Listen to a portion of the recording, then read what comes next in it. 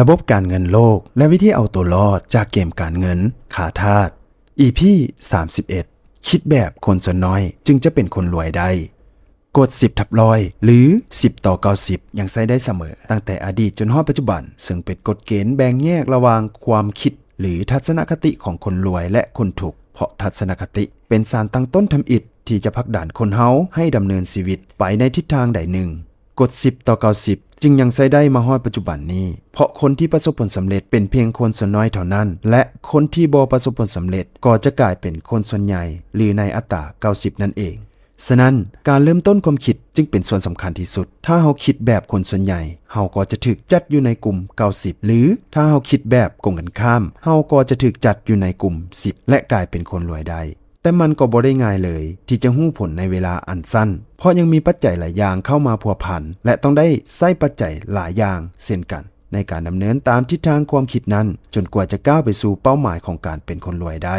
ซึ่งรวมทั้งแอดมินเองก็บ่สามารถที่จะนำพาผู้ฟังให้กลายเป็นคนรวยได้เพียงแต่มีแนวทางมาแลกเปลี่ยนเพื่อนำไปเป็นแนวทางในการก้าวสู่การเป็นคนรวยในอนาคตต่อไปเท่านั้น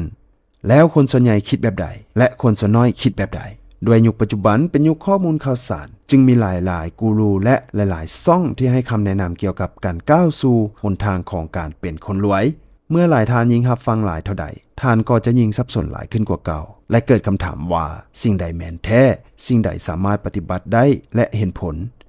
ซึ่งทานต้องใช้ความพยายามในการกันตองข้อมูลอันล่วงหลายเหล่านั้นให้ตกผนึกและต้องใช้วิจารณญาณในการรับข้อมูลข่าวสารนำอีกแต่ถ้าทานคิดแบบคนรวยเราต้องไปหาข้อมูลจากแหล่งข้อมูลที่สามารถพิสูจน์ได้และมีสิ่งที่เป็นหลักฐานคือความสำเร็จอันแท้จริงซึ่งข้อมูลเหล่านี้ก็จะเข้าถึงได้ยากเพราะเป็นข้อมูลที่มีน้อยบวกกับความพึงพอใจของผู้ที่จะแชร์ข้อมูลนำว่าพวกเขาเต็มใจให้ข้อมูลได้หลายน้อยปานใด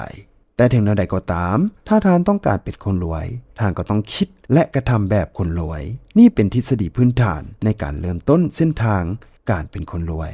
ถึงแม้ว่ากลุ่มคนรวยนี้จะมีน้อยเข้าถึงได้ยากก็ตามแต่ท่านก็ต้องได้พยายามเพื่อให้ได้ข้อมูลเหล่านั้นมา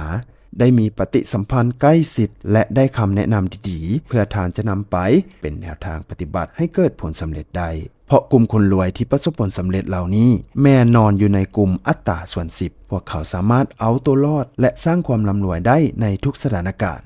ซึ่งใน EP ต่อไปพวกเขาจะมาเว้าเกี่ยวกับวิธีการเอาตัวรอดจากเกมการเงินขาทาสจะเป็นแนวใดนั้นพวกเขาจะติดตามกันใน EP ต่อไปแต่ก่อนจะไปฝากท่านกดไลค์กดแชร์กดหัวใจเพื่อเป็นกำลังใจให้ทางช่อง Dr. Financial Editor หรือท่านสนใจเรื่องใดเติมสามารถคอมเมนต์ไว้ใต้กล้องวิดีโอนี้ได้เลยแล้วทางแอดมินจะเข้ามาตอบให้ท่าน